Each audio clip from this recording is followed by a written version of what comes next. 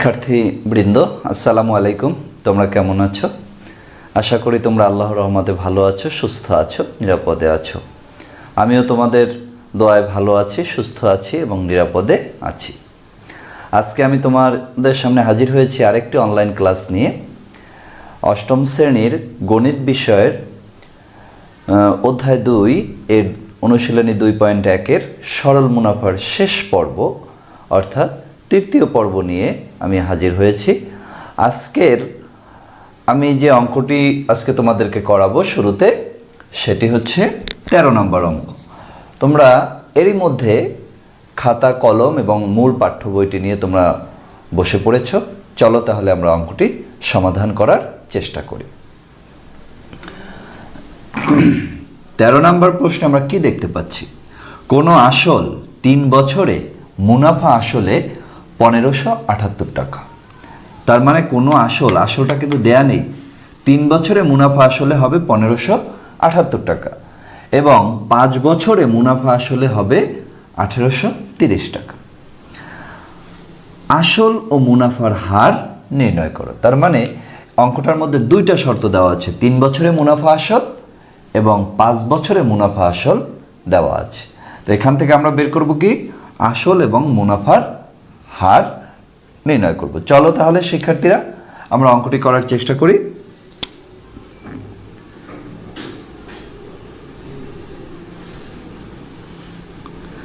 আমরা শুরুতে 5 বছরের মুনাফা আসল 1830 টাকা, এটাকে যদি একটু ভেঙে লিখি তাহলে কি লেখা যায়? আসল প্লাস 5 বছরের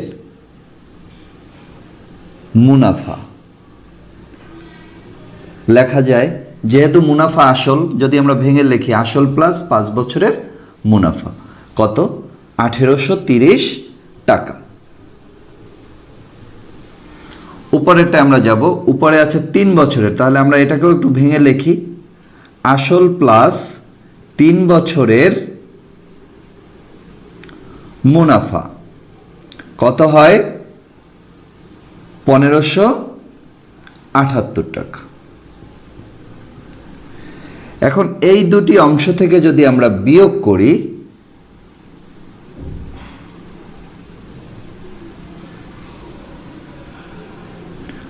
বিয়োগ করলে কি দাঁড়ায় দেখো? আসল কাটা যায়, যেহেতু একটা আসল প্লাস একটা মাইনাস কাটা যায়। এখানে আমরা বিয়োগ করব 5 বছর থেকে 3 বছর, বিয়োগ দিলে আসবে কত? 2 বছর। 2 বছরের মুনাফা। এখানে আমরা বিয়োগ করি, 8 আছে কত হলে 10 হবে 2, হাতে 1, 7 আর 1 8, 8 আছে কত হলে 13 হবে, 8 5 13, হাতে 1, 5 আর 1 6, 6 আছে কত হলে 8 হবে 2। 2 বছরের মুনাফা পেলাম আমি 252 টাকা। কিন্তু আমার অঙ্কে আছে 3 বছর আর 5 বছর, তাই আমরা এখান থেকে হয় 3 বছর বের করব, না হয় 5 বছরের মুনাফাটা বের করে নিব। অতএব 1 বছরের মুনাফা কি হবে? কম হবে। কম হলে কি হবে? 2 ভাগ হয়ে যাবে। অতএব তোমরা যে কোনোটাই বের করতে পারো, তা আমি এখানে 3 বছরটা বের করি। 3 বছরের মুনাফা হবে কি? আরো বেশি হবে। তাহলে 252 গুণ 3 কত আসে? আমরা কাটাকাটি করি। 252কে যদি কাটি তাহলে 2 2 এর মধ্যে একবার যায়, 2 5 এর মধ্যে যায় 2 বার, থাকে 1 12 6 বার, 126।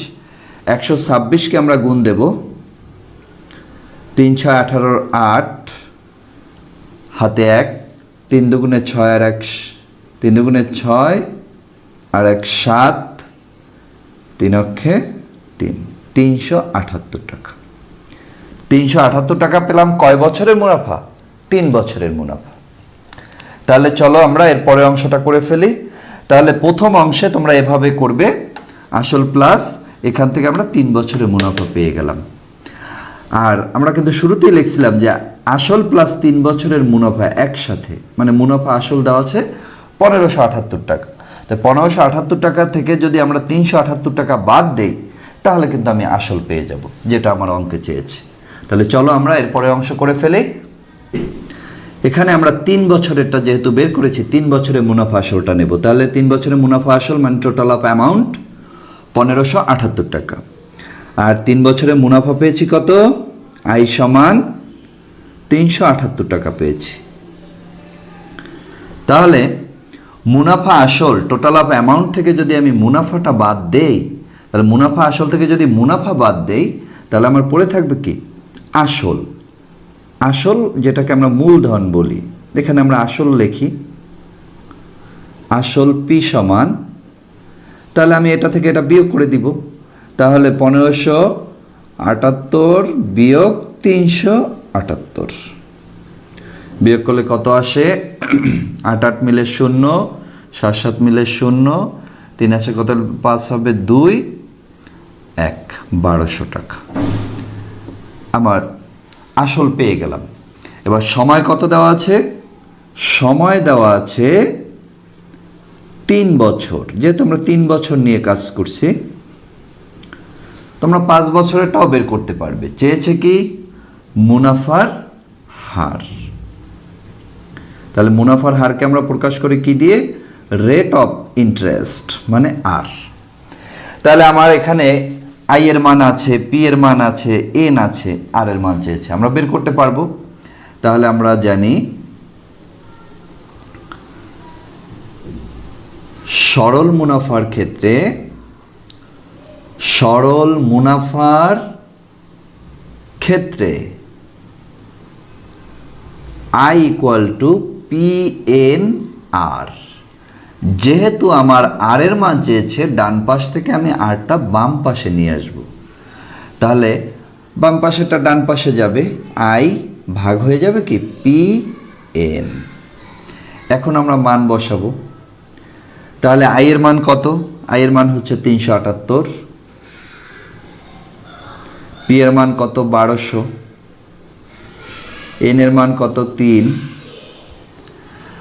আমরা ইতোমধ্যে জেনেছি আর এর মান বের করতে গেলে সবসময় উপরে 100, পাশে পার্সেন্ট চিহ্ন ব্যবহার করতে হয়। তাহলে কাটাকাটিটা আমরা করে ফেলবো, তোমরা ক্যালকুলেটর ব্যবহার করবে। 100 দিয়ে 1200কে কাটি, কতবার যাবে? 12 বার। এখানে আমরা 6 দিয়ে কাটবো, 6 দুগুণে 12, 6 দুগুণে 12, আর এটাকে 6 দিয়ে কাটি 63। এবার 3 দিয়ে এটাকে ভাগ যাবে, 3 দিয়ে 63কে ভাগ দেয়, 3 6-এর মধ্যে যায় 2 বার, 3 3-এর মধ্যে যায় 1 বার। তাহলে কত থাকে? উপরে 21, নিচে 2। এখন আমরা এর আগেও এরকম একটা অঙ্ক পেয়েছিলাম যে উপরে যদি লব বড় হয় তাহলে আমরা ভাগ দিয়ে আলাদা জায়গায় ভাগ দিয়ে দেখাবো। তো ভাগটা আমি এখানে দেখাই। 2 2-এর মধ্যে যায় 1 বার, নামালাম 1, 2 1-এর মধ্যে যায় না, ভাগফলে 0। তাহলে সমস্ত করি, হয় কত? 10 সমস্ত 2-এর 1। এটাকে যদি তোমরা ক্যালকুলেটর ব্যবহার করো তাহলে তোমরা এরকমের লিখতে পারবে 10.5%, যারা ক্যালকুলেটর ব্যবহার করেছ। তাহলে আমার মুনাফার হার বের হয়ে গেল। তাহলে অঙ্কটিতে চেয়েছিল কি? আসল আর মুনাফার হার। তাহলে আসল কত পেয়েছি? 1200। আসল আমরা অলরেডি সূত্রের আগেই আমরা পেয়ে গেছি 1200, আর মুনাফার হার পেয়েছি 10.5%। তাহলে আমরা উত্তরটা লিখতে পারি, নির্ণেয় আসল 1200 টাকা এবং মুনাফার হার 10.5%। প্রিয় শিক্ষার্থীরা, আমরা সরল মুনাফার সর্বশেষ অঙ্কটিতে যাব। 17 নম্বর। কোনো নির্দিষ্ট সময়টা দেওয়া নেই, নির্দিষ্ট সময়ের মুনাফা আসল 5600 টাকা এবং মুনাফা আসলের 5-এর 2 অংশ। এখানে একটা শর্ত দেওয়া আছে যে মুনাফা হবে আসলের 5-এর 2 অংশ। মুনাফা বার্ষিক শতকরা 8 টাকা হলে সময় নির্ণয় করো। যেহেতু অঙ্কের শুরুতেই বলেছে নির্দিষ্ট সময়, সেই সময়টাই কিন্তু চেয়েছে। তাহলে অঙ্কটা আমরা করতে পারবো। কি কি জিনিস দেওয়া আছে আমরা একটু বের করার চেষ্টা করি। এখানে আমরা ধরে নিব, এখানে ধরি, যেহেতু বলছে মুনাফা আসলের, তাহলে আমরা মূলধন ধরে নিব, যে ধরি মূলধন, মূলধন বা আসল, আমরা আসল ধরি, আসল লিখি, আসল আর মূলধন একই কথা। ধরি আসল পি টাকা, আসলটা ধরে নিলাম আমরা। এখন বলছে যে মুনাফা হবে আসলের এত অংশ, তাহলে অতএব আমি লিখতে পারি মুনাফা, মুনাফা আই সমান কি হবে, বলছে যে আসলের এত অংশ, তাহলে আসল ধরছি কত, পি এর 5/2।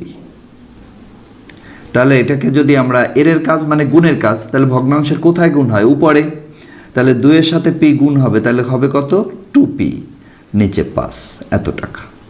এইটা পেলাম আমরা মুনাফা। এখন আমার অঙ্কে আর দেওয়া আছে কি, মুনাফার হার দেওয়া আছে, যেহেতু মুনাফার বার্ষিক শতকরা, তাহলে মুনাফার হার, মুনাফার হার আর ইকুয়াল টু 8%, যেহেতু শতকরা 8%। এটাকে আমরা একটু ভেঙে পার্সেন্টটাকে উঠাবো, উঠালে নিচে 100 চলে আসে, একটু কেটে ছোট করব, 4 দিয়ে কাটা যায়, 4 দুগুণে 8, 4 25, 100, তাহলে কত আসে, 25 উপরে 2। ব্যাস, মুনাফার হার আমরা পেলাম 25/2।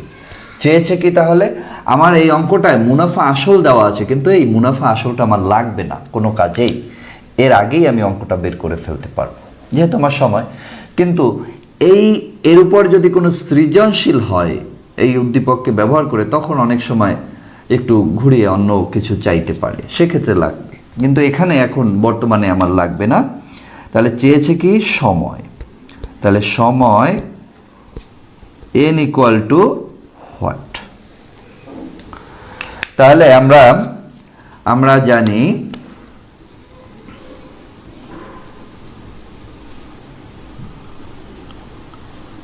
সরল মুনাফার ক্ষেত্রে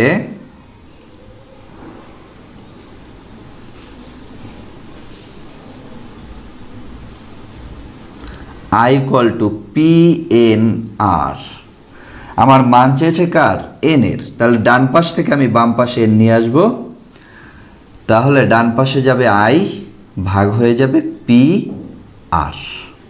তাহলে আমি এবার মান বসাই, I এর মান হচ্ছে 2p ভাগ হচ্ছে 5, p এর মান নেই, p থাকবে, আর এর মান হচ্ছে 2/25। তাহলে এবারের কাজটুকু আমরা করি, তাহলে উপরে 2p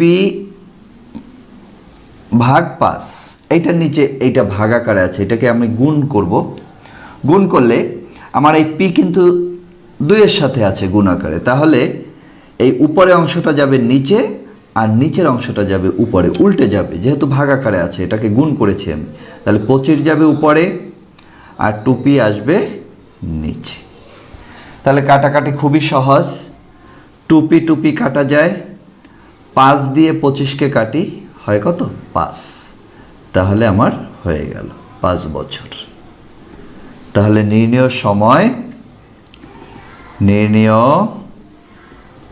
সময় 5 বছর।